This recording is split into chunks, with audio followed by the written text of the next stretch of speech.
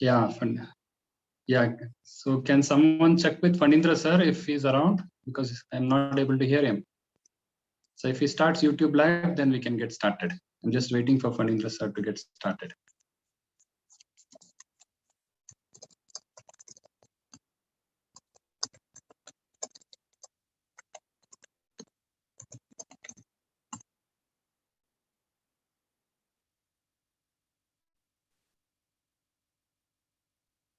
Live is started. Okay, that's fantastic.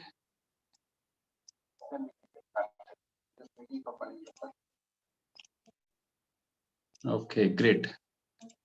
So in that case, let's get started. Let me make it full screen. Okay, great. So how many? We have 57 people in all. Fantastic. Okay, good afternoon, good evening, everyone. For those of you who do not know me, my name is Kiran Kumar. I'm a regional mentor of change associated with the ATL Innovation Mission, Niti Aayog Government of India. This is day 3 of our training program. So this is basically tackling ATL Marathon 2021. That's a training program we have started. And the first day we covered all about ATL Marathon, the big picture of what is ATL Marathon and the 8 problem statements in the marathon, the 4 focus areas, things like that. Day 2, we covered about what it takes to submit a winning entry to ATL Marathon. We looked at research, we looked at difference between idea and innovation. We looked at ideation, we looked at prototyping, we also looked at design thinking, which is basically the process that we are going to employ in the rest of this training program for to understand how to do problem solving and innovation. That's what we looked at yesterday. And we also looked at one of the case studies. We said we will look at the example of the chalk dust in the classroom. Many of you have the black boards or the black chalkboards in your schools, and your teachers write content on using a chalk, and it creates a lot of dust in the classroom. And both teachers and students and maybe a few others are also affected by the problem, right? So that's what we looked at. And now today, day 3 is basically when we actually start this exercise of problem solving. During the next 5 days, we are going to go through step by step. In fact, the 5 stages of design thinking, which is basically the empathize, define, ideate, prototype, and test, which we talked about yesterday. These 5 stages will be covered in the next 5 days. But there are multiple steps within every stage. So what we are going to do is we are going to start off with the empathize phase today. We are going to look at 4 steps today. Tomorrow also we are going to do a bit more of empathizing. We are going to cover another 4 more steps tomorrow. And then day after tomorrow, we are going to do, not day after, 23rd is a Sunday, so we are not going to do a session on 23rd. 24th, we are going to come back and do a session on define, how to define a problem statement. And 25th, we are going to look at ideation. Basically, ideation involves coming out with various solution ideas, then shortlisting some of those ideas, then finally picking up one for prototyping on day 7, which is on 26th. So on day 7, we are going to look at how do you do prototype design, how do you build your prototype, virtual or physical prototype, how do you test it, how do you gather user feedback to improve your prototype or your innovation, and all of these. So the entire process of problem solving we are going to cover in the next 5 days. And now let's get started with today's session. Hope you are all ready. Just give me a thumbs up on the chat window. Let's see how many of you are ready for today's session. First of all, I want to know how many of you have actually gone through today's material, the day 3 material. If you have gone through the day 3 material, you can just put yes on the chat window. Okay, let's see how many have really gone through it, because looks like hardly anybody responded to the challenge today. In the earlier days, there are a lot of responses to the challenge, but today I didn't see any response. A few students sent me direct messages. They have done well. It's not too difficult. It's not so challenging. So I was wondering whether observation is such a difficult activity to do.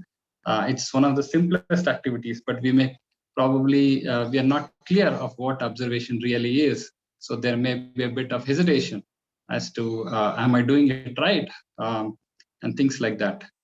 Okay, so I see that many of you have given your thumbs up and you have said yes. That's good to know, but the thumbs up are probably less than maybe 10, 12. Yeah, not too many.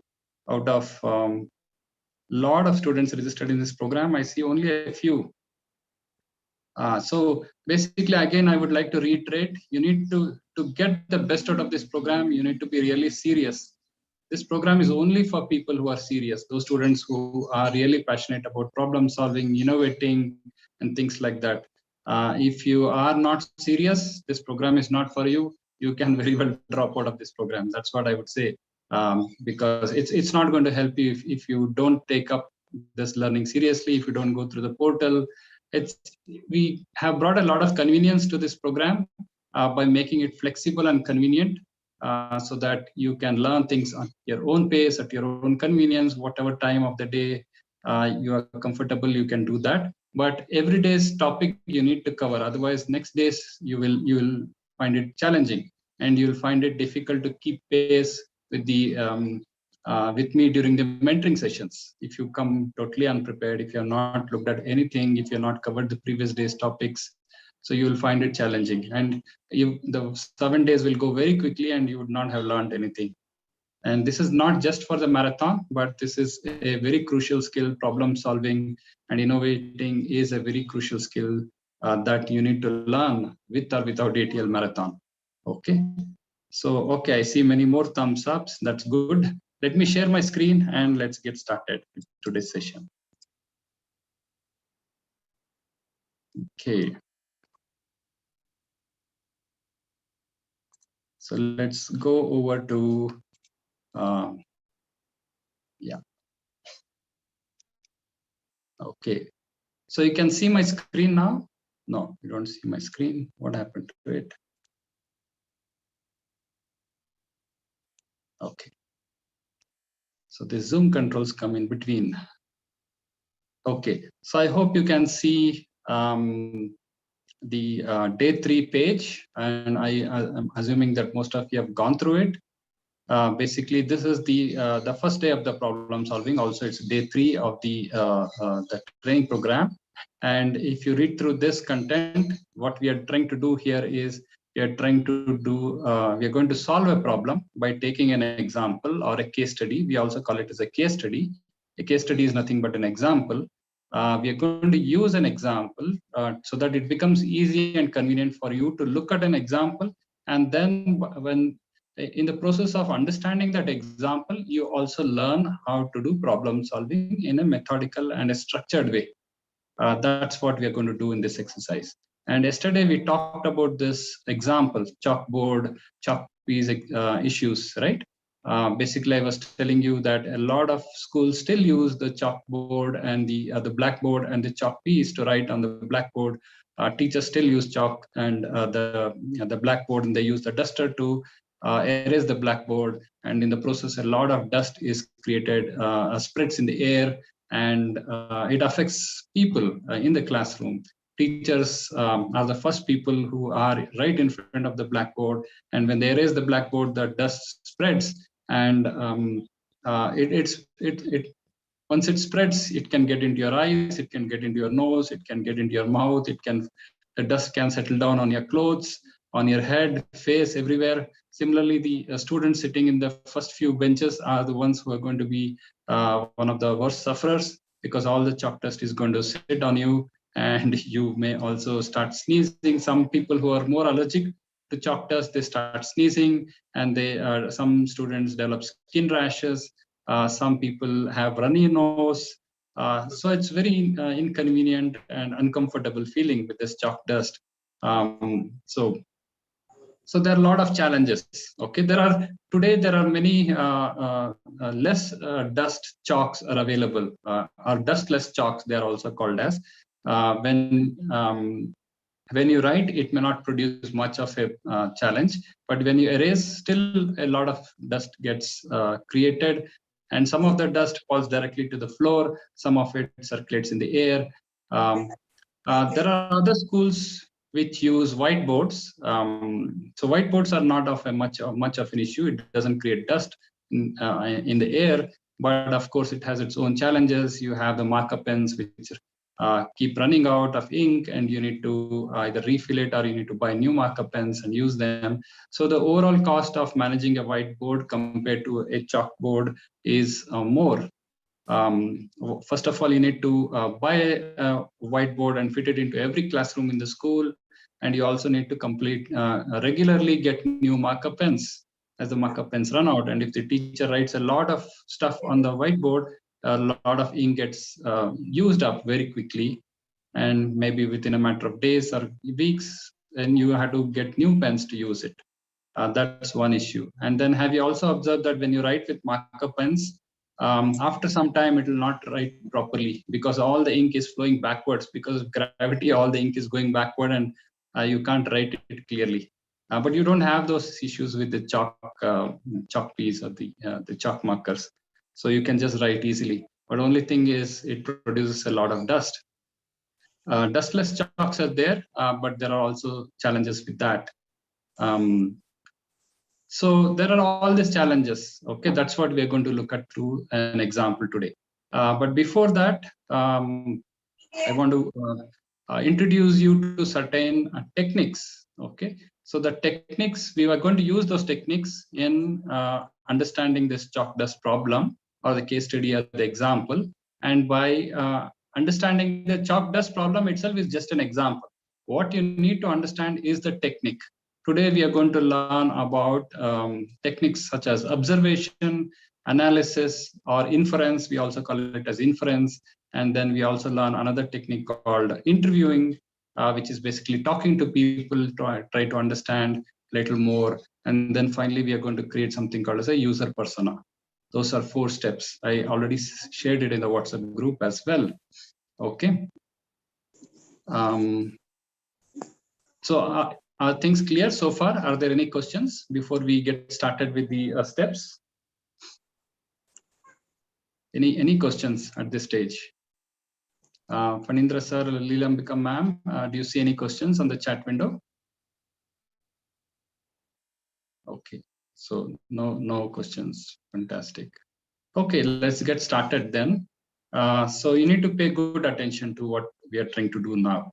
So basically, if you remember the first line, I'll show you this line here. ATL Marathon, I'm going to read this here. ATL Marathon requires school students to identify community problems of their choice and develop innovative solutions in the form of working prototypes. That's what it says.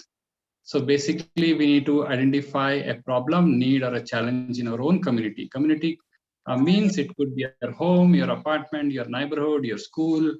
It could be something like your village, town, city, whatever you consider as your community. So in that, what do you observe on a daily basis? What kind of problems have you come across? And can you come up with some solution to that? That's what we are going to look at. And this chalk dust issue is basically in your school. So it fits into your community in one way or the other. Okay. And now, when ATL Innovation Mission has said, okay, can you identify a challenge or a problem in your community? What can you do first? First thing is you need to observe. You need to see things. Unless you go observe things, you will not be able to make out anything, right? That's why we have these 5 senses. We have the eyes, nose, ears. We have the tongue for taste, and we have the skin for touch. All these 5 sense organs we have. And we need to observe with all these things being alert. Only then we can see what's happening around.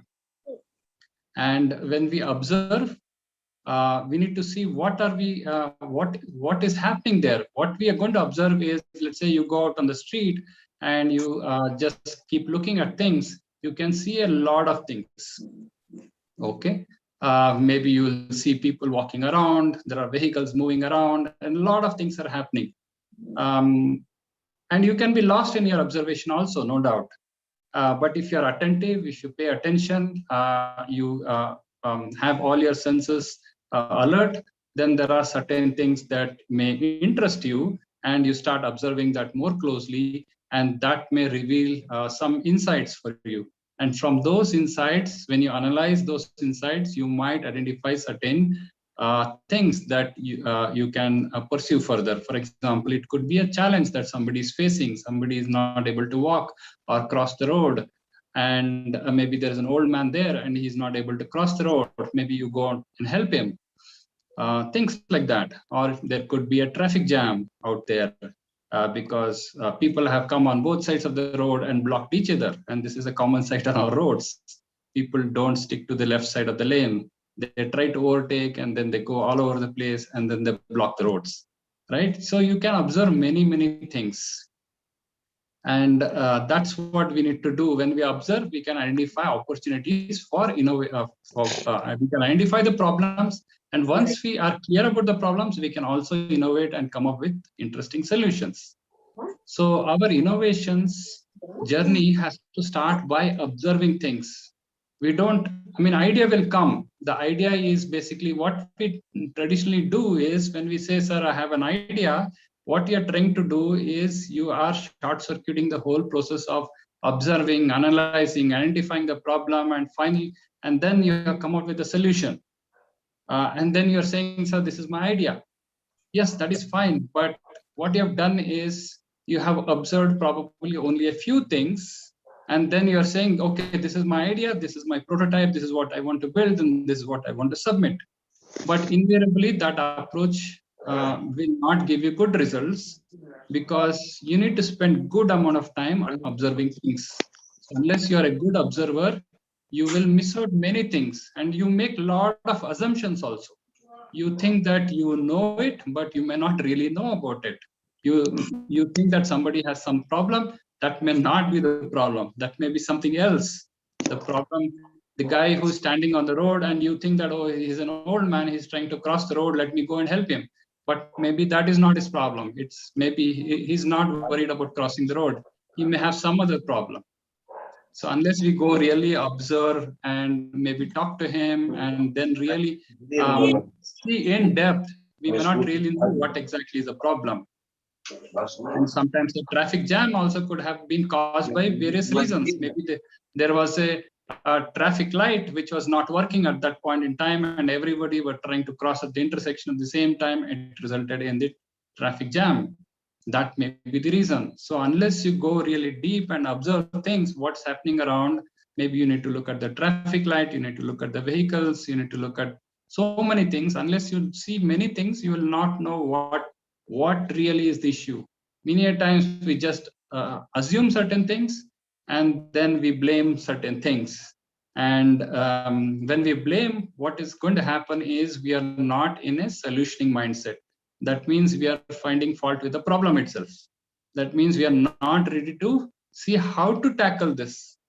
A problem solver doesn't get stuck with the problem. He or she doesn't blame the problem or the situation or the circumstance. So a problem solver sees the problem clearly as it is, and then says, okay, how do we come out of this problem? That's the question that comes immediately to a problem solver. Whereas a non-problem solver, he'll get stuck with the problem. He'll think, oh my God, this is such nonsense. And he'll start cursing and blaming and all sorts of things. And he's frustrated. So that is what somebody who doesn't have the problem solving skills, they will be doing. But you as a problem solver and an innovator, you always look for opportunities. And how do we improve the situation? How can I remove this traffic jam? What can I do? What do I need to find out in order to do this? It may look complex at the first glance, but when you observe deeper and deeper, you may actually observe many things.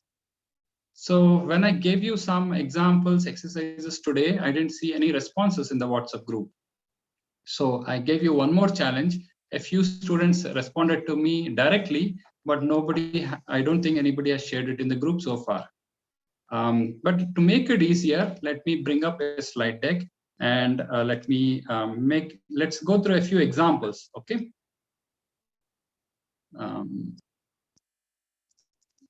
Okay. So can you see the slide deck here? I've shared some screens. So what do you see in this?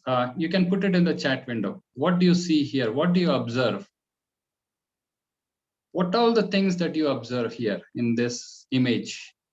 There's no video right now. I don't want to play any videos in my sessions because when we are live streaming on YouTube, sometimes this YouTube, Google will detect that there is some copyright violation and it deletes the YouTube live stream itself. So I don't play any YouTube videos. I'll just show you still photos. So you see a TV, you see 3 people. What else do you see? TV is not straight. Okay. They want a TV because of quality. Okay, a person showing the TV. Yes, many things. What else do you observe? What else do you observe? You see waves in the TV. Fantastic. There's a remote. Yes. I'm able to a shopkeeper, which is showing television to the customer, telling the TV how it works. Okay, man, TV, grandparents. Okay, it has a stand backside. Fantastic. Clarity. Okay, good. So we have people so happy by watching the TV. Okay, good, good. So many observations, many things you have observed, right? It's a smart TV, you're saying, okay. Salesman showing his product to his customer, fantastic. So a person showing TV to 2 other persons, fantastic. Okay, enjoying by seeing TV, great. Okay, so let's go forward. So that's true. And did you observe the color of the dress that they're wearing? What is the color of the salesman? The color of the dress that the salesman is wearing, blue, right? Yeah. And the gentleman who is watching the salesman speak, what color is he wearing? His shirt, white. Yes, he's wearing a white shirt, right? And what is a very lady wearing? What color is the her top? That's blue, right? Yeah. And yes, you have observed many other things. So basically, you can make out from this thing that probably this is not in a house. This is probably a showroom, a TV showroom, where these people are probably trying to go and buy the TV. That's our inference. That's we are just inferring right now. We still don't know. Okay. Right now, let's not make any assumptions. First, let's see what we have observed. We see that there's a big TV here, and it's a curved TV. It at least appears like a curved TV. And there is one person who is holding the TV in one hand, and he's also holding a remote control in another hand. And he seems to be speaking to the other 2 people, the lady and the gentleman. That's what we see. But anything more is our own interpretation. We don't know really whether it is a smart TV or not. We really don't know whether it's a curved TV. It appears like that. From this angle, it appears like that. We never know unless we really go into it and see. We may not know. And we think that he's a salesman. Do we really know he's a salesman? How do we know? Maybe it is their own son. Maybe these 2 elderly gentleman and lady, they are maybe he has gifted them a TV, and he's showing them the TV. Maybe it is their son. Maybe it is a house. How do you know it is a showroom? It is our perspective. Yes, it is our perspective. We don't know. By just looking at things, we can observe certain things, and maybe we can infer certain things, but we really don't know.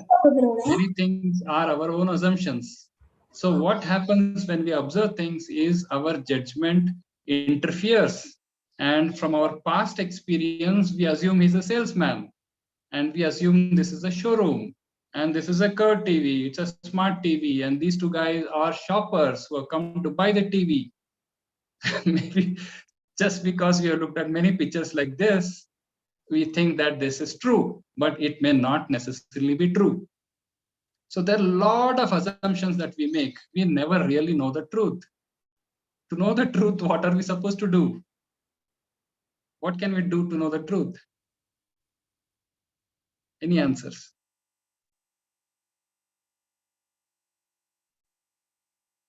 Okay, yeah, research, discussion, fantastic, investigate, fantastic.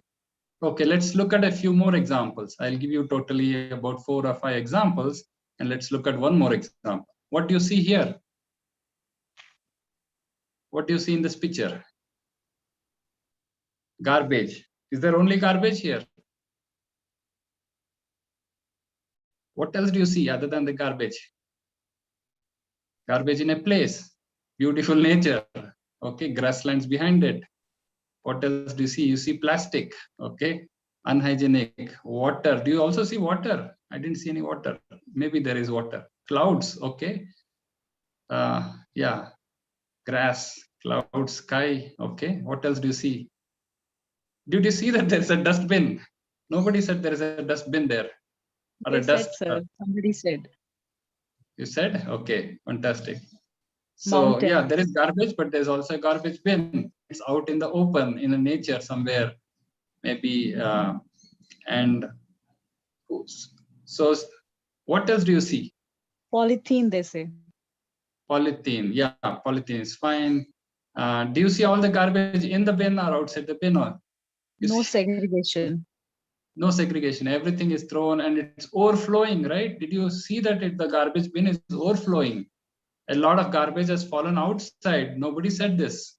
The garbage They is said so. Now, overflowing. once Paris told that it's overflow of garbage in and Okay. outside. A beautiful Okay. scenery besides the garbage.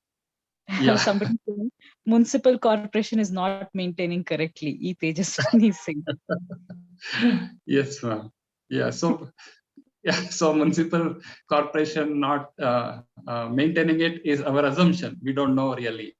So there are stickers. Yes, that Kavana says there are stickers stuck on it, and there are more plastic covers. A lot of things, and we have even made some assumptions, like somebody is not maintaining it properly and things like that. Um, so you can see, I mean, we have observed a lot of things in this picture, and we have also made some assumptions. Okay, did you notice whether it is day or night?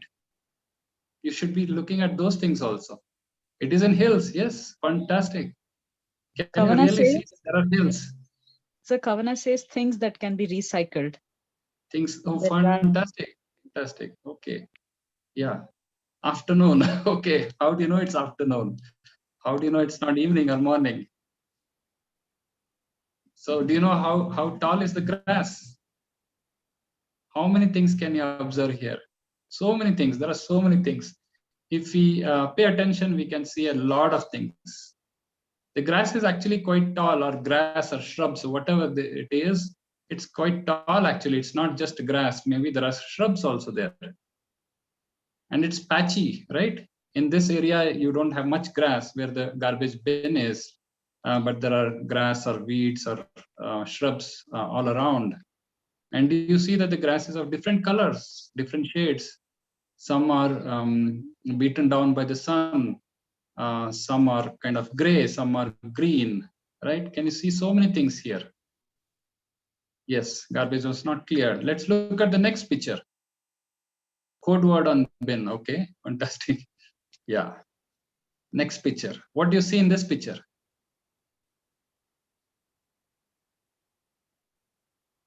Yes. Okay, let's go to the next picture. Okay, an accident has happened. Bike mask. Okay. Uncle sitting. Okay. Bike. Okay. What else do you see? Traffic police. lot Yeah. of vehicles. Yes, lot of vehicles. Dead body. Yes. Sad demise. Accident. Man fallen down. Man died. How do you know he has died? Because there is a white cloth on him. We are assuming that he's dead. Traffic. House. Yes. Traffic police. Okay. No proper rules. So that's another assumption we have made. Scattered things. Yes, that's correct. A Uncle man seeing using phone. mobile. So mobiles. Yeah, many things. Grass. Yeah, bike is there, car is there. a lot of two-wheelers you can see. Do you see a pole there? Yeah, there is a pole also. There's a compound with grills of some building, some in the background, right?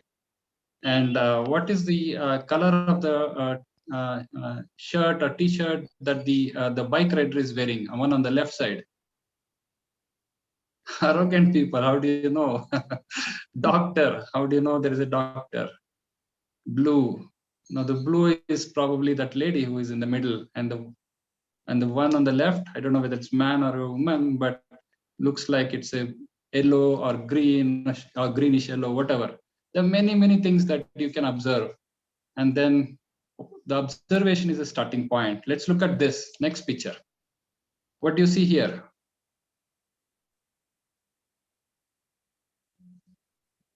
Iceberg. Is it ice? What else? Snow. Okay, there's another word for this. Ice and water. Yes, water is there, ice is there. Glaciers, fantastic. That's the right word, glaciers. And what's happening? Is the glacier still, or is something happening? Falling. What is falling? Water is falling or glacier is falling? Falling glaciers, correct. Ice cyclone. Mountains full of snow. Fantastic. It looks like a mountain. Yes, global warming. That's an assumption we have made. Yes, we don't know. We don't see that. We don't observe global warming in this picture.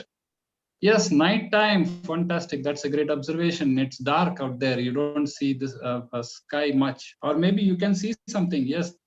Can you see that there was some mountains behind? Yeah, you can see that mountains now. It's not nighttime. It's actually daytime. Antarctica. Okay, that's an assumption. Mountains are there. We can see it. Yes. So what did you learn from all of these? Okay, we are done with this. Okay, last one. Let's look at this example. What is this? What do you see in this place? What do you think this is?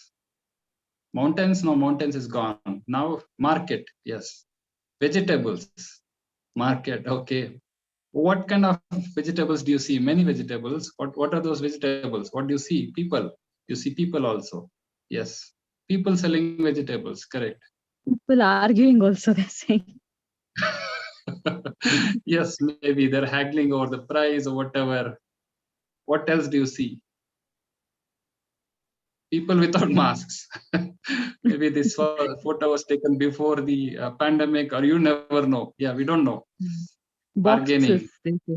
Bargaining is an assumption we have made. We don't know. Unless we also hear their voices, we can't make out. But just looking at the picture, we get only the partial picture. Chilies are there. Business. Yes, of course, it's a business. Veggie sellers. Yes. Polythene. Boxes, lights, chairs, they say. Yes, okay. There's a weighing machine, fantastic. Trees are there. Okay, great. Pole is there. Fantastic. Apartments? From where apartments? I cannot see. Maybe there is somebody is able to see something. Beans. Okay. Behind. Yeah, behind there is a wall. We can see a wall. Do you see a light? Do you see a light? A light shade, at least, not a light. A place where Corona, what is that? Daytime. Yes. Okay, fine. In the interest of time, we are done with this activity. But what you understood, what did you understand from all of these? What did we understand from all of these? Okay, let's come back to our portal. Okay. So we are observing, we are also analyzing, we are also judging simultaneously. Sometimes some of us are good in separating out the observation from our judgments and from our inferences, from our assumptions. But most of the times we do it simultaneously. So when we do that simultaneously, we make a lot of assumptions. We make a lot of guesses. Why do these guesses come? Because from our past experiences, past conditioning. By looking at this, we think this is the way it is, but it may or may not necessarily be true. How do you know that is true? Do you really know that vegetable market had only fake vegetables? I mean, if I were to say that it's all fake vegetables, or the guy sitting on the street, maybe he was doing a dharna, and that on purpose he had made the vehicle fall down, and there was another guy acting like a dead body by wearing a cloth. How do you know which is true, which is false? You assume that there is a dead body and there's an accident. No, it may not be an accident. It may be somebody doing a protest. Maybe that guy was watching on his mobile. Do you think he's really injured? Maybe he's just doing a drama there. In India, we do all sorts of drama on the street. We don't know, right? So observation will tell you one part of the story. And after that, we also need to analyze and we need to figure out things. So first step in any problem solving is you need to observe things firsthand. If you don't observe and if you assume, then you will get everything else wrong. You will not get anything right. Your solution, your ideas, none of that is useful if you don't get your observation right, if you don't understand the problem clearly.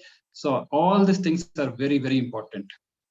Okay, so you need to get the observation right. So I'm going to I spend the maximum amount of time on observation today. And I shared these 3 videos today morning.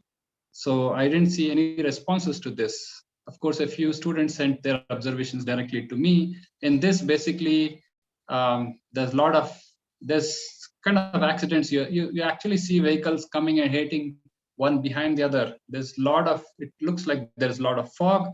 The visibility seems to be poor, and then vehicles are coming and ramming one against the other, one behind the other, and people are running in this. So I don't want to play this video because sometimes this Google will just knock off the YouTube live stream. So I'm not playing those videos here. So yeah, but you can watch these videos.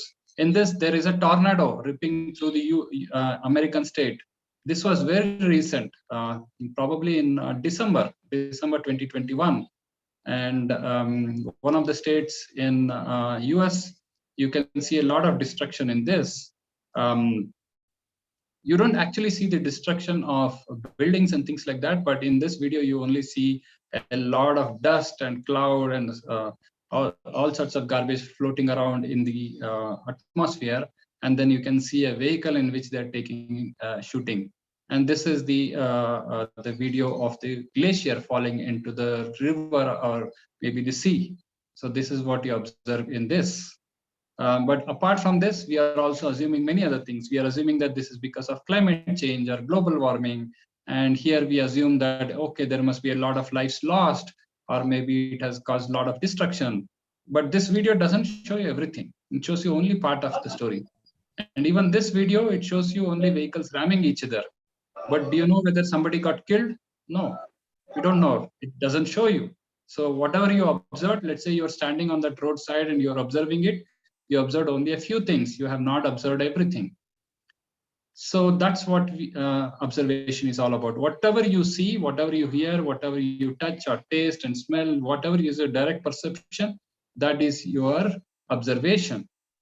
In the chalk dust example, let's take this example. There is, we go into a classroom. We actually see a teacher teaching in the classroom. So, and Pete is one of the students. He is in 7th grade, basically. He goes to a school, government school in Bangalore. And whenever the teacher erases the blackboard, chalk dust starts spreading in the classroom. You're observing this. Okay, let's assume that imagine that you're standing in a classroom right now. Of course, you can always do that when you go to the class. But let's say in this example, we have observed, the teacher starts erasing the blackboard and the chalk dust spreads across the classroom. And Pete starts sneezing in the classroom frequently once the chalk dust spreads. And then his classmates and his teachers also sneeze and rub their eyes. That is what you can observe. And Pete skips classes at least once a week. Maybe if you observe the class attendance over a period of a few days, then you observe that Pete is actually not coming to the classes.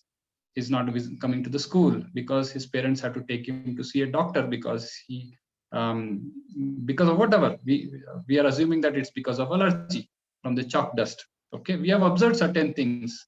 It only says that Pete is going to see a doctor and his parent is taking him. His father is there with him, and you can see a doctor here. So this is what you have observed right now. And what you can do is you can capture all your observations in the form of an observation chart. This observation chart is something that you can make up on your own. Right now in this chart, we have put serial number, time, and what is our observation. But you can modify and customize this chart to however you want to capture the information. In our case, we wanted to make it chronological, that is in the form of time, so that at every what happens at different times of in a specific duration of the school hours, what happens. So what we have done is we have observed the situation in the classroom, and we have seen there are 30 students in the classroom. They're sitting on benches and there are desks in front of them. And the class has two small windows at the rear and door at the front. And there's a blackboard in the front. There's a table and chair for the teacher.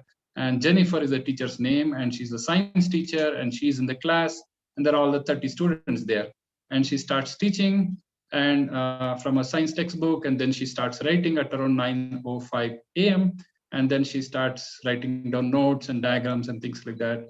And then after about 15 minutes, she starts erasing whatever she's written on the blackboard with a chalk duster.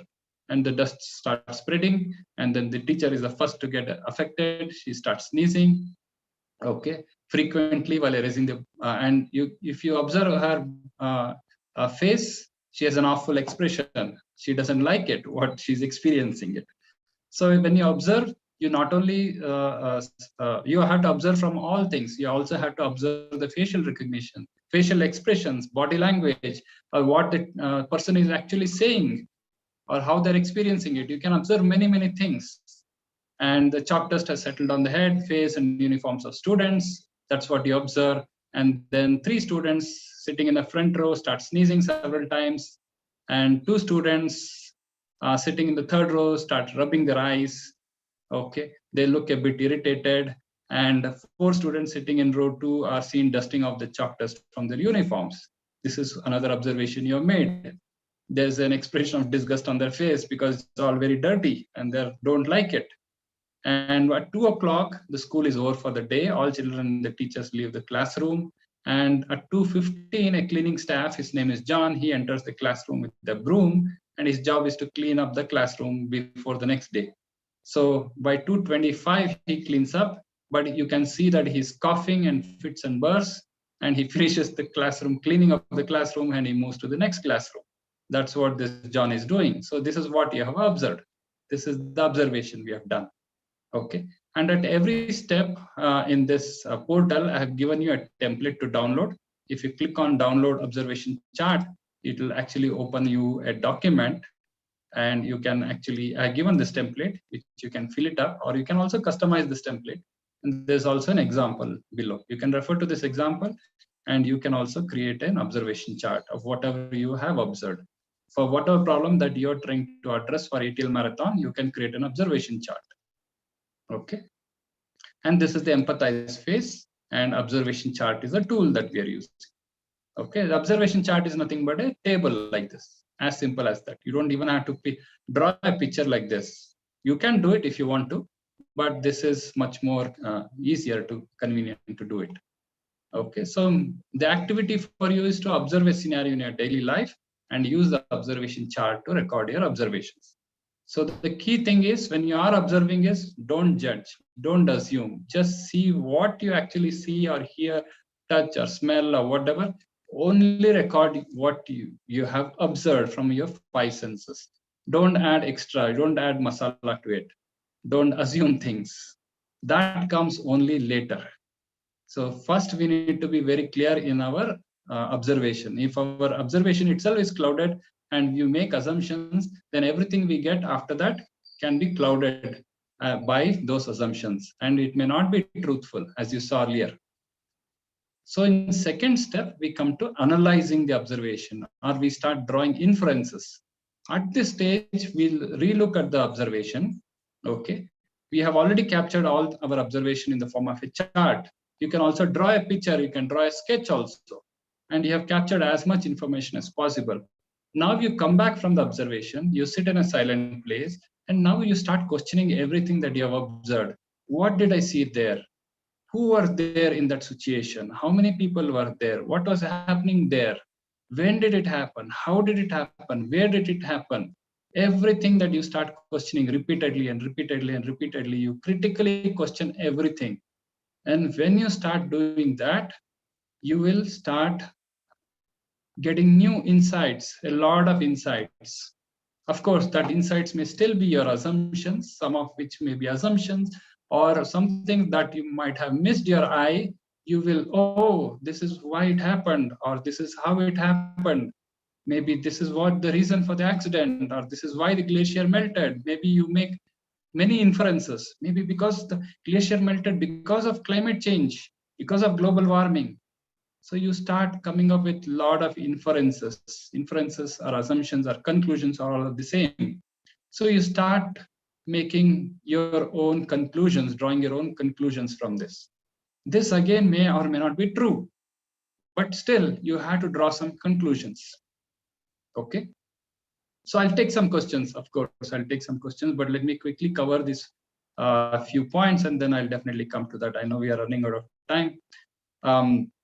And what we need to do in the second step is we need to capture our assumptions or our inferences or our conclusions or our analysis. Maybe we can structure it a little better. In that observation that we made, we saw a teacher by name Jennifer, we saw a student by name Pete, and then maybe we also saw John, and I'll come to this parent later on. So we saw that the observation was that Jennifer was frequently sneezing in the classroom, and she was also rubbing her eyes when cleaning the blackboard. That is what our observation was. But what is our inference? Maybe she has allergy and she has developed allergy because of the chalk dust and eye irritation due to the chalk dust getting into her eyes. Why is she rubbing her eyes? Maybe because of the chalk dust. That's our assumption we state here, or our inference, our conclusion, or what we think is the problem, or this we call as a perceived problem. Perceived means we are assuming it. It's our perception of the problem. That is what we are going to write here. It's an allergy and eye irritation due to chalk dust. Similarly, Pete, he also, you observe that he sneezes frequently and rubs his eyes, and chalk dust has settled on his head, face, and school uniform. Okay. And what is your inference? Again, nasal allergy. He also has an allergy from inhaling the chalk dust and eye irritation due to the chalk dust getting into his eyes. And he has dusty head, face, clothes. It's become dusty. Of course, chalk dust has settled is what your observation is, but dustiness, that dust, it's dust has settled, but dusty head, dusty face, which doesn't look good. That is the inference. Dusty clothes, all of these that needs frequent washing. What is the problem here? Dusty clothes that need frequent washing. That is the inference that you are making. This is the problem. Oh, I need to wash the clothes again and again because it becomes so dirty. That's the inference you're drawing here. Similarly, John, he coughs frequently when cleaning the floor. But why does he cough? The inference is he has developed throat allergy by inhaling chalk dust into his mouth. So it has got into his throat and it is causing him to cough. That is your inference. And if you see here in this picture earlier, we saw that Pete is also taken by the parent to see a doctor frequently, right? We saw that in this picture earlier. The parent is taking Pete to see a doctor. So we can assume that the parent is also involved in this issue in some way. When we dig deeper, or when we make start questioning, we may realize that the parent, normally he goes to his office, but because he has to take the child to see a doctor, maybe he has to take time off from his work to go take his child to see a doctor every week. That means it affects his office work because of the ill health of his child. So it affects his office work. That is the inference you're drawing. That is a perceived problem that you're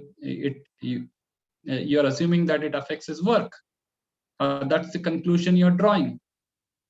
So you need to be clear about the observation and your inference about the observation. If you mix these two, you will get confused.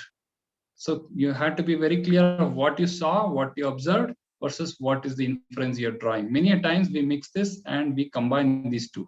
So don't do this, because it may or may not be true. We need to do this separately as a separate activity. Otherwise, if we do it very quickly when we are observing it, we may actually stop observing it and start imagining things. And many times that's what happens. So similarly, there is an observation inference chart here. You can click and download this template and you can fill it up. And there's an example, same example is given here also. Okay. Now, so are there any questions, ma'am and sir, before I go to step 3 and 4? No, sir, nothing as of now. Nothing as of now. Okay, great. So I hope all of you are able to understand so far the difference between observation and inference. So is there anybody who doesn't understand? If you don't understand, you can put no on the chat window. So if you understand, you can say yes. So you don't understand? Okay, I see more S's. Okay, what I suggest is, if you don't understand, please go through the material. Everything is explained in the material itself on the portal. Please go through it again. I need to quickly run through because we are running out of time. I'll quickly run through now, and maybe towards the end, if you have any specific questions, I can always take it. Okay. Inference is nothing but drawing conclusions about your observation. As I said earlier, the glacier was falling down. Why did it happen? When you question why, the reasoning that you might give is because of global warming.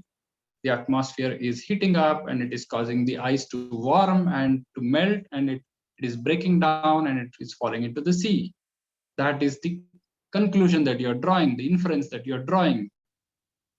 Similarly, when you saw that accident in that video, what is the inference? Maybe because of fog, the drivers are not able to see and they're coming and suddenly they don't see the vehicle in front of them and they're just going and crashing into the car ahead of them or the vehicle in front of them. That's the assumption we have made. We really don't know, but we are still making an assumption. We need to do. See, in life, we need to judge certain things. We cannot be just observing and observing. Because if life has to move certain things, we have to make some judgments. And we, of course, we need to validate those judgments later on, but at least we need to start with some judgment. We need to make some decision and then move ahead. If we don't make any decision, then we become indecisive. With indecisiveness, we cannot take any actions and we cannot innovate. So right or wrong, you have to make some judgments. It's basically you assume certain things based on what you have observed, you make certain assumptions, and then you need to talk to people. That's the third step. So now when you talk to people, you may discover more things. Is it really true? You need to go and ask them. When you probably go to that man you saw in that picture, there was a two-wheeler that had fallen on the ground and there seemed to be a dead body, and there was a man sitting on the road. Maybe you walk up to him and ask him, why are you sitting here? Maybe he'll tell you whether it was really an accident or whether he's enacting a drama or doing some dharma, whatever. He might actually tell you when you ask him. But if you stand on the side of the road and assume that there's an accident, you may or may not be, it may or may not be true. A lot of things we assume in life, we never know, right? So we need to go talk to people. That's what we do in step 3. In step 3, we really go and we think that we have certain perceived problems, but we need to validate those assumptions, whether we are really right or not. And maybe why are so many cars banging against one another? We need to go and ask the driver, were you able to see the car in front of you? Were you driving rashly or was there a fog a problem? Was visibility poor on the road? What exactly was the issue? When you talk to them, you will understand more about the problem. So similarly, in our case, in the example of the chalk dust, what we need to do is we need to go and talk to the teacher. We need to go and talk to the student. We need to go and talk to the cleaning staff, John, or we need to talk to the parent, Brad, and we need to ask them what exactly is the problem. Unless we ask them, we will not know the truth of the problem or whether there is even a problem or not. All of them may say, I don't have any problem. Maybe my sneezing was for some other reason, nothing to do with chalk dust. How do you know? You have just assumed and you have made a lot of inferences. So what you need to do is, this technique is called interviewing. And in interviewing, you need to go with a preparation. You need to go prepare with a set of questionnaire. You call it as a questionnaire or a set of questions. So basically, before you go and talk to a teacher, Jennifer, or the student Pete, or John or Brad, you make a set of questions to go and ask them. And when you go and ask them, they will be able to respond. You ask them open-ended questions free, so that they can, as if it's a conversation. You need to have a conversation with them and try to ask a lot of questions, and then they will tell you what really is the problem. So what you need to do is prepare a questionnaire with questions, identify specific individuals whom you want to talk to. You may not be able to talk to everybody, but at least a few of them. Schedule a session with them, make sure that they give you time to actually speak to you. If they're busy, they might just tell you something and go away. But you need to say, I need an hour's time with you. I want to ask you all these questions. Then they may give you some time. Then you go sit with that individual, talk to them, and record the responses. This we do in another template. This template is called an interview questionnaire template. So this is an example of the template that has been filled for our interview with a teacher. So we talk to her and we ask her, what is your name? She says, my name is Jennifer. What is your age? She says, I'm 32 years old. What is your role in the school? She says, I'm a science teacher. And how long you have been working in the school? She says, I've been working for 6 years. And do you face chalk dust problem?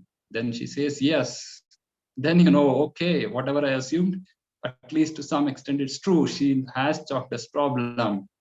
And then you ask, do you write a lot on the blackboard? Maybe some teachers write very little, some teachers write more. She says, yes, I write a lot on the blackboard. Being a science teacher, I need to draw a lot of diagrams. I also need to write class notes so that teachers can actually copy that notes. So I do write a lot of things on the chalkboard. That means when she writes a lot, she also probably erases a lot. And that's why the chalk dust problem is coming for her and maybe not for another teacher. Maybe another teacher maybe hardly writes anything on the blackboard. So she doesn't have that problem. Maybe this teacher has more problem because she writes more. So when you talk to two different teachers, you may get two different opinions, two different perspectives. And you ask her how long you have problem, she says 2.5 years. And when you actually observe her expression, she says it's as if it's a very long time. You may think 2.5 years is not much, but for her, it's 2.5 years is a long time. That's the facial expression. And how does the problem affect you? Then she says, okay, my palm gets rough and I've developed throat allergy and I inhale chalk dust for 5 to 6 hours every day because every class I go to, I teach, I write a lot and I chalk dust, I get to inhale and it causes skin rashes and my eyes feel irritated and puffed and it dirties my clothes. I had to wash them frequently. She has many challenges, many problems. And you can actually look at her face. She seems to be very frustrated with the problem, right? And how does the chalk dust affect your job or profession? She says, my allergies are increasing. I can't complete corrections of students' homework books in the evening due to the allergy. And I'm afraid I might develop respiratory problems in the future. That means I might have breathing trouble or asthma, things like that. She's anxious about it. She looks anxious and worried. So when you talk to people, you actually get to know many things about what they're facing. And how severe is the problem? She says it's so severe that I'm considering changing my job altogether because it's become so severe to her. Then you know the intensity of the problem. Is it a small minor irritant or a small headache, or is it a big problem for her?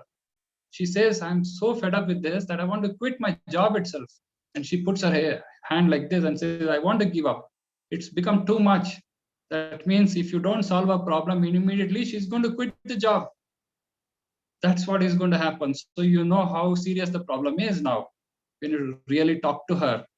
And you also see others facing similar problems. She says, many other teachers in my school face similar problems. One of the teachers recently quit her job due to chalk dust allergies. And she says with a sigh of relief, as if she's also going to do the same very quickly. So you know that she's giving you many hints that she might also quit. And you also hear other teachers saying about chalk test problem. Teachers in other schools, they don't have chalk test problem. In other schools, maybe they use whiteboards. How are you dealing with the problem? She uses a wet cloth to clean the blackboard, but then she has to wet that cloth again and again. Otherwise, if the cloth gets dried, again she has the same problem. And sometimes she has to bring a mug full of water into the classroom and keep it, and she has to dip the duster or the cloth and clean the blackboard. And sometimes the water spills out of the mug and it dirties the floor and creates another hazard. So, so you now discover that trying to solve one problem has created another problem. And what improvements do you desire? When you ask her this question, she says, I wish there was a way to avoid chalk dust spreading in the classroom. That's, of course, anybody would say. So this is what you understand when you really speak to her. Likewise, you need to speak to the student and the parent, as well as the cleaning staff. You need to record their what they really say. If you don't do this exercise, this is all part of your primary research. Your observation, your analysis, your talking to people, all of these are part of your primary research. So unless you do all this exercise, how do you know what you're thinking, what your idea is really right or wrong? You really need to go really deep and understand the problem. If you don't do that, you will not get things right. That is what innovation is all about. Otherwise, nobody will buy, even if you build a product, a fantastic looking product, it has great looks, but it doesn't solve the problem. Why will people buy from you? They will not buy, right? Okay, so after all this, the last step I'll explain and I'll take any questions. We need to summarize all the information that we have captured so far, and we need to create something called as a user persona. User persona is nothing but basically a virtual representation of that particular user and their what we have discovered about them. Okay, so for example, we have spoken to Jennifer, we have spoken to Brad, the parent, we have spoken to John, the cleaning staff, we have spoken to Pete, who is a student. When we talked to all of them, when we interviewed them, we observed them, we have gathered a lot of insights. We know a lot of things about their problems now. So we need to capture for every kind of user that we talk to. Maybe you talk to 10 students, out of which you pick some 2 or 3 students, and then you create a user persona for them. What is this user persona? User persona is basically a small chart like this, and you need to capture some certain key information about that person. So for example, among the students, we selected Pete, and we said we will create a user persona for them. First and foremost, if you can get photo of Pete, you put the photo of Pete, or you can sketch his face and you call him as Pete. You put the name Pete under him, under that photo. Then what is his age? You need to know this age also. You need to know where is he? He's in Bangalore. What is his role? He's a school student. Then these are some demographic, basic personal information about him. Then you also need to know what are his pain points and frustrations. What are the frustrations that he's going through right now? He's frustrated with chalk dust in the classroom. Long hours of exposure to chalk dust is leading to throat allergies, skin rashes, and eye irritation, and dusty uniform. That is his frustration. So basically, I've summarized all the things that you have learned earlier. What does he want? He wants a dust-free classroom environment so that he doesn't have to take frequent leaves from school due to allergies arising from chalk dust inhalation. That is what he wants. And basically, what is his goal? Basically, he doesn't want to miss any class during the academic year so that he can be the class topper. He's basically a class topper. And if he misses the class, then he's afraid that he may not be the topper. See, if you actually go and speak a little deeper, you will really understand what the motivations of the users are. This guy is a class topper. You didn't know that earlier. And he's afraid that his friend who is very close to him in class tests, he might beat him and he might become the class topper. So he doesn't want to give his position to him. He wants to be class topper, but suddenly this allergy has affected his health. And now he is worried. His worry is also jealous of Pete. Okay. So all these things happen. Children have lots of these fears and anxieties. Of course, adults also have. Jennifer also has her own frustrations like this. She's also frustrated about chalk dust. But of course, if you look at her goals are different. She wishes to complete the syllabus for all 6 classes she handles, unlike last year when she had to take frequent leaves due to allergies. Jennifer also had to take leaves, and she doesn't want to miss classes. Otherwise, what happens? She cannot finish the syllabus, and then maybe she has to call the students on a weekend or something, and then the principal will question her, why have you not finished the syllabus? The parents will start questioning, and a lot of other headaches will come for her. So then she wants to finish all her syllabus. So that is our goal. And if you look at Brad, what is his goal? His goal is very different. Ensure that his child does not miss school frequently. That is his goal. If you look at John, he wants to basically clean all classrooms as quickly as possible and leave for home once the school hours are over. Because what happens is John cannot leave the school right after the school hour is over. What happens is all the children will leave. The teachers will also leave the school. But John has 25 classrooms to clean. The more dust there is in the classroom, it takes more time for him to clean every class. If he doesn't clean the classroom, the school administrator will come and question him. He might even lose his job if he doesn't do a proper job. So he better do a good job. But it takes a lot of time. He spends probably another hour and an hour and a half to clean up all the classrooms. By the time he goes home, it'll be like 5 o'clock. But he wants to go home early. That is his goal. So everybody has their own motivations, their own goals, their own wants and pains and frustrations. You really know to go really deep to understand what their motivations are, what their goals are, what their ambitions are, what their frustrations are, what their pains are. At the surface level, it looks like one common. Everybody has the same problem, chalk dust problem. But when you dig deeper, you know a lot more things. Everybody's requirement is different. Everybody's expectations are different. Can you solve all the problems, or do you need to pick one problem to solve? So that is where innovation comes in. That is where your design thinking and ideation, you're defining the problem, all those play a key role. If you don't go through these steps, you're making lots and lots of assumptions, and whatever you come up with is of no use. So these are the 4 steps for today, and I have already taken more time. So there are some practice challenges for you. I have given 2 videos. There's a video of a woman who is carrying like 1, 2, 3, 4 pots on her head. There are water she carries. She has to go a long way to fetch clean drinking water for her home. She doesn't get tap water because this is some faraway rural area. There is not even a proper road, and she has to carry so much of water on her head, and she has to come home and get clean drinking water. This is one challenge. So the idea is, can you go and create an observation matrix after you watch this video? Similarly, can you create a user persona? Some of the information is already given in day 2 challenge. So her name is Ramakka, and you actually have quite a bit of information about her. So use the information in the video as well as in the previous day's challenge and come out with the user persona for her. Similarly, you can also do the same exercise for this guy. His name is Pawan. His user persona, you can get a lot of information from day 2 challenge, and you need to again create an observation matrix and you create a user persona for this guy. If you watch this video, he's probably a paraplegic who is affected from the waist down. He's sitting in a wheelchair, and if you see actually this side of the road at the bottom, you can see here, this is at a higher level. Maybe there is a step, and he's not able to climb that step. The road is at a different level, but this is at a higher level, and he's not able to climb up with his wheelchair. He's struggling with that.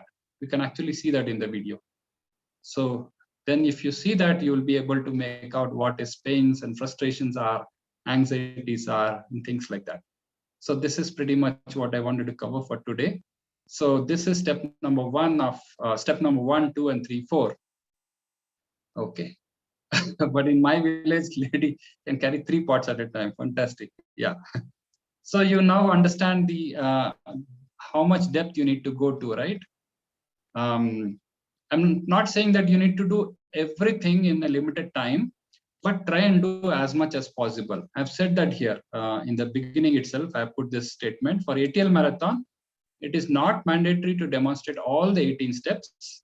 You can pick and choose the steps that are appropriate for your problem solving activity. Right now, my suggestion is learn all the 18 steps. Try to do these challenges. Later on, decide which is suitable for your problem. And then you do that. Okay, the more number of steps you can do, the more clarity you will have about the problem and the better your solution will be. Okay. If you don't do any of these, and if you just think in your head and it's just an idea and then you come up with some solution, it will be very superficial.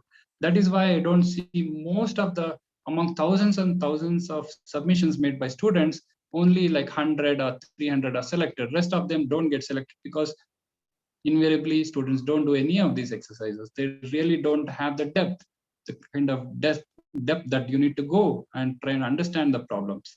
So hope using this example, you can also come up with similar, go through the observation, analysis, interview, talk to people, and create a user persona. Okay, this is the day 1 activity. In day 2, we are going to do some more. Today is day 3. In day 4, we are going to go a little more details. We use a technique called day in the life scenario and a few other things. We actually put ourselves in the shoes of the other person and we experience things from their perspective, as if we are sitting on a wheelchair and things like that. We're going to do that exercise tomorrow. But unless you do this, it's no point going for tomorrow. So finish today's activity today itself so that you're ready for tomorrow. Okay. So let me stop talking at this point and I can take any questions that you may have. So there are no questions, but then they say that they have some ideas to solve the problem. Okay. For the chalk dust problem. Yeah, my suggestion is don't even think of ideas yet. You still have to go through a lot of understanding. You have only understood, scratch the surface today. So you have only observed. By observation, you understood only a little bit. And then you have analyzed. That analysis is also a lot of assumptions you have made. And then when you talk to people, they have told you certain things only. They probably have, you have not discovered everything yet. And you have just summarized and said, okay, this is my user persona. But tomorrow, when there are many more problems that you will discover tomorrow in day 4, when we use a technique called day in the life scenario, you will discover what problems people are facing at different places, at different points, at different times in a day.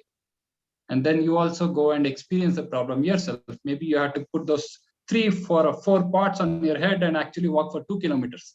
Then you really know what the problem of that lady is.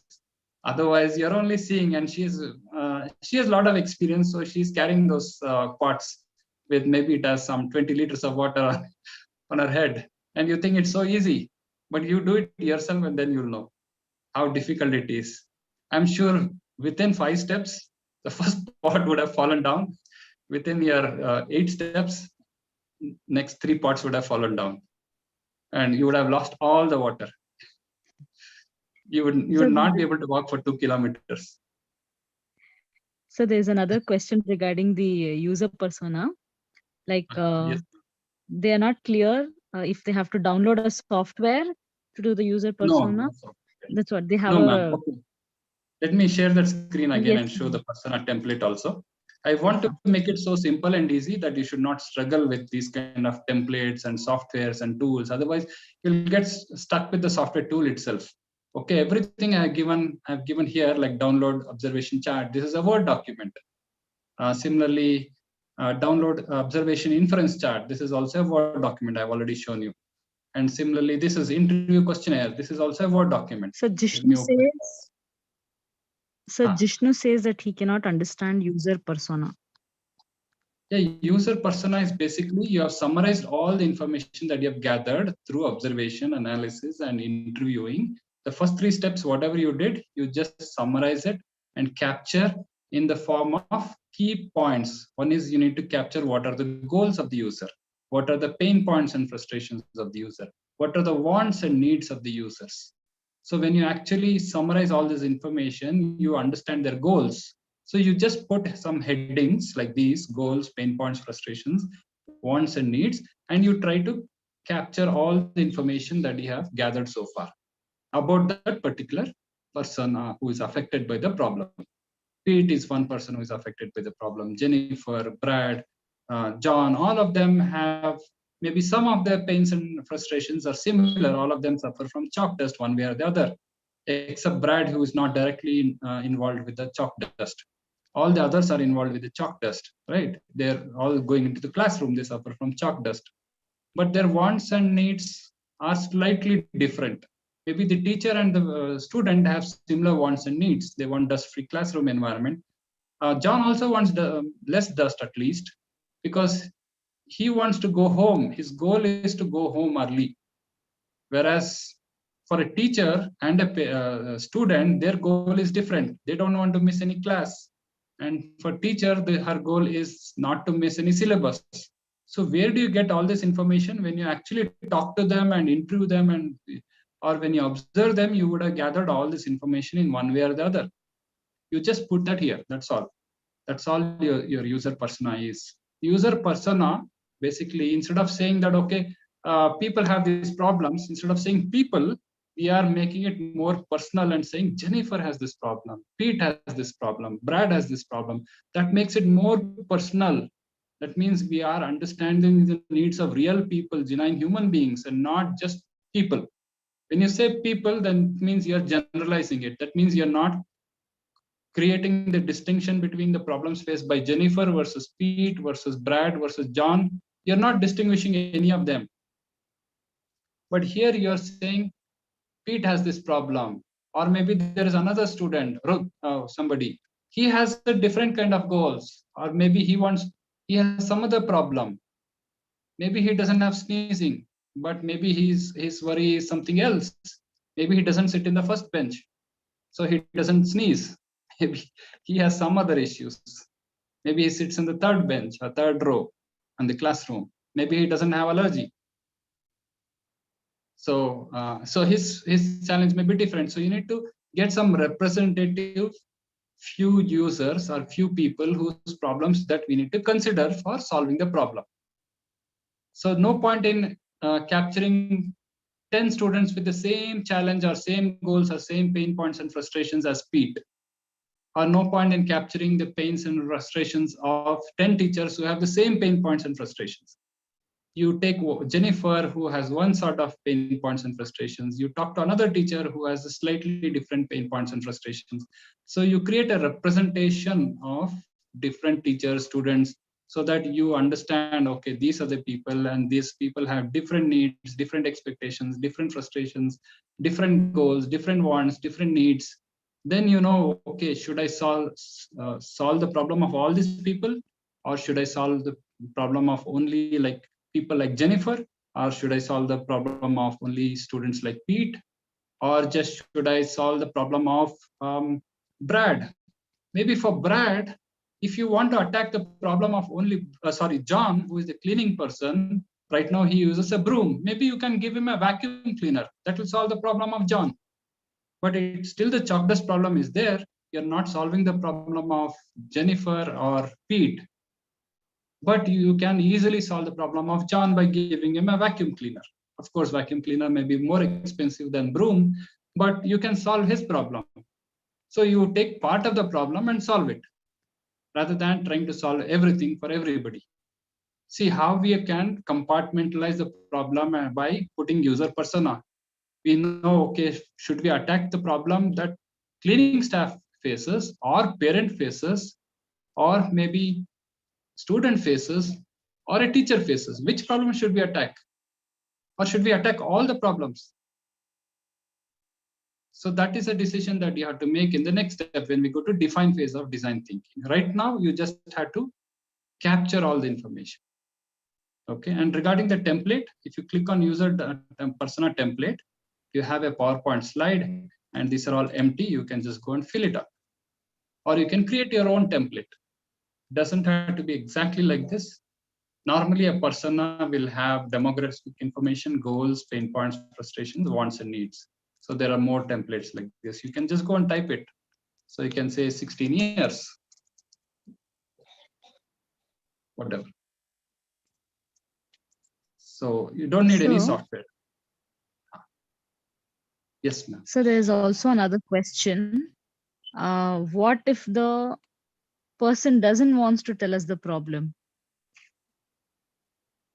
So basically, you will always face these kind of challenges. There are some people who are more open to talk about the problems. There are some people who may not be willing to talk about the problem.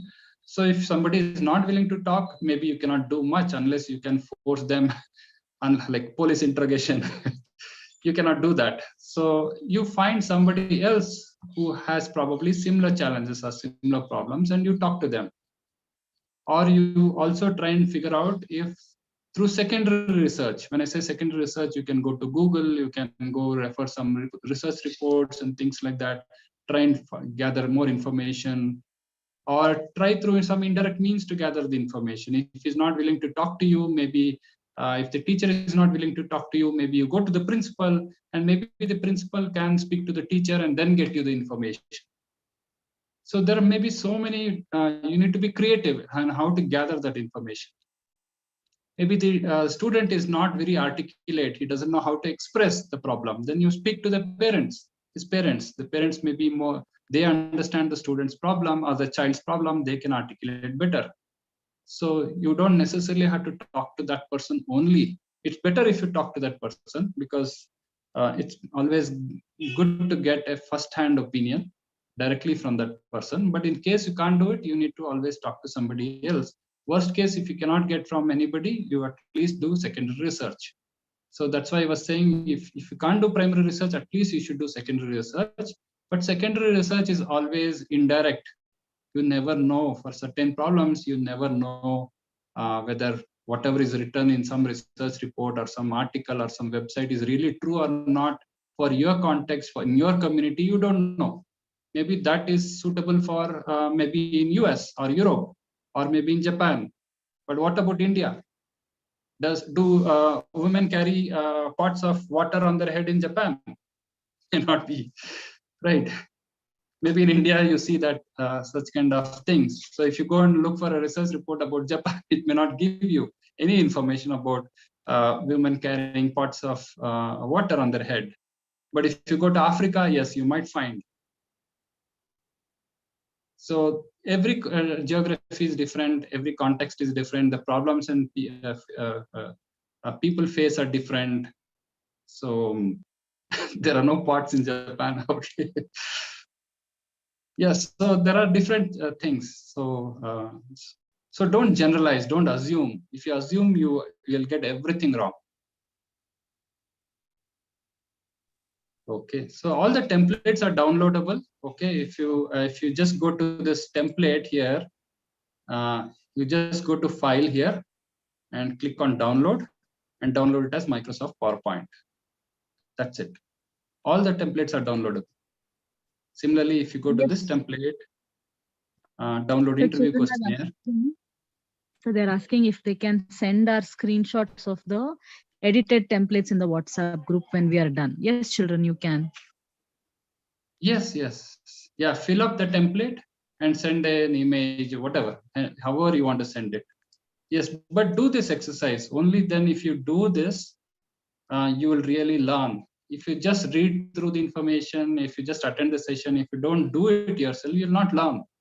I mean, there is a huge difference between just hearing me speak and reading up on the portal versus you really trying to attempt. When you really try to attempt, you will have lots of questions, lots of doubts. That is when you can come back and ask in the group. Then you can also see what other students are doing. So in a very short period of time, you have the opportunity to learn many, many things. These things are never taught to you in school, right? Do you get to study any of these things in your school? No, you have fixed academic subjects. But problem solving, innovation, you never get to learn any of these things. Yes, you can make your own template. You can use PowerPoint or Word or Excel, whatever. It doesn't matter. We should not be so hung up on what tool we use to do it. As long as you learn the concept, that is more than enough. So there are no rules in this training program. Be free. You have to be creative. I want you to be more creative. I don't want to put a lot of rules and restrictions on you and say you should do only like this or do only like that. If you think that you can come with a better way to do it by all the means. In fact, many of these templates have simplified it for the level of school children. But if you think you can come up with a more fancier, complex template, you can also do it. No issues at all. Yes, ma'am. Yes, sir. Can we make our own templates? Yes, Paras, you can make. Yeah. While submitting the challenge, in the user persona, photo should be drawn. No, you don't have to draw it. You can just put some sketch if you want. It's optional. None of these templates are really, it should be done exactly that way. The more information you can capture about the users or the people and their problems, that is what is important. How exactly you capture it is not so important. Yes, sir. That's it, sir. No more questions. No more questions. Okay, fantastic. I hope. So I hope if most of you have understood it. I would encourage you to reread the content on the portal. So you will, if you do another pass, you will understand things better. And the third pass, you need to take up one of those challenges which are given at the bottom of this page, and you can attempt it yourself. Try to do it yourself. Then you will really learn. Then you will have questions. What kind of questions should I ask when I talk to this lady, this woman in the rural area? What should I talk to this guy who's sitting on the wheelchair? Then you will start thinking. So this is all a lot of thinking, critical thinking skills that you will develop. Otherwise, your thinking skills will not at all improve. You will be only told what to do, and you will be just good in doing what you're told. But you have to develop your own thinking power. That is what is valued in the world today, your own thinking power. Okay. So is there anything else? Is there anybody who wants to speak? I mean, raise their hands and speak, ma'am. Anybody who has raised their No, hands? sir. But I see that Paras wants to share his solution on the chalk test problem. He is already having a solution. Okay, Paras, I would encourage you to hold on. Don't share it so quickly. So let's go through some more. So I'm still not asking anybody to share their solutions. But if you have more insights into the problem, feel free to share it right now. Because let's not bias anybody with the solution. So solution should come on day, what is that, day 6, which is on 25th. Until 25th, we'll hold on to the solutions. That is when we do the ideation. At that stage, if you have a solution, feel free to share it. Right now, let's don't share it yet. Don't share it in the group also. Otherwise, everybody will start thinking in the same way. So you come up with one idea, and everybody will start thinking the same way. Nobody will think afterwards, because some ready-made solution has been given by somebody. Okay, great. So if there's nothing else, we can wrap up the session today. Yes, sir. So Paras is asking, is it not possible to make a automatic wheelchair? In what Everything is context? possible, but I mean, you need to really go deeper and understand the problem. So tomorrow you will go deeper into that same challenge of the woman carrying the pot of water, and also the guy who's sitting on the wheelchair. I'll share some more videos, some more insights tomorrow. Then you'll discover some more things about this guy. And then you will think that a wheelchair may or may not necessarily be the right solution for him. Actually, when you come to 26th, you will start figuring out that wheelchair is not the solution for this. Maybe there is some better solution. There are better solutions. So they're Wheelchair asking, maybe, what is observation matrix? oh my God, I already explained all the things for the last 1.5 hours. Observation matrix is nothing but, or observation chart. Does it say observation matrix anywhere? Maybe I had changed the name sometime. So I don't know if it still says observation matrix anywhere. Let's see. Observation matrix and observation chart are one and the same. Okay, if it says matrix anywhere, I'll change it. Okay. Oh, it says matrix. Okay, we'll change it to chart. Observation chart and observation matrix are one and the same. It's just that I've changed the name here to make it simpler. Otherwise, matrix, some people may get confused. So I just made it into chart. The chart is nothing but this. This is your observation chart. So the chart, basically this simple chart has only, you start recording all your observations on a timeline. On a timeline means on at different times, what did you observe? Your observation may or may not necessarily be based on time. Everything that you observe may happen at once, in which case you have only one time. But you may just record different things that you've observed. How you record is completely up to you, but you just write down what you have observed. That's the first and foremost thing. If you don't write down, after some time, you'll forget what you observed. And many a times, we will resort to assumptions. When our memory fades about observation, we will fill that memory loss with assumptions. That's what we are good at, human beings. If we can't figure out something, then we will cook it up. We will create artificially, we will create some story. Even if there is no problem, we'll create a problem. So that's what we are very good at, people, isn't it? How many agree with me? Do we all cook up stories? We make stories, right? So it's very important that we write down our observation as accurately as possible, as soon as we observe it, as quickly as possible. Otherwise, we are experts in creating our own stories, and we will fill all sorts of things, false information, fake information, everything that we will do. And if you actually compare it with the original, what happened was something, what you actually assumed is totally something else. And if you go with those assumptions and with those kind of inferences, what is the kind of solution you're going to come up with? Totally something else, right? So the more accurately you capture what you observe, the better it will be. So write down whatever you observe, you write down. That is called observation chart or observation matrix. That's all. These templates are not strict templates. You can change your templates, but I encourage you to capture as much information as possible. So templates are there only to get you started. But once you know how to do it, you can change the template however you want. But make sure that you really understand before you change the template.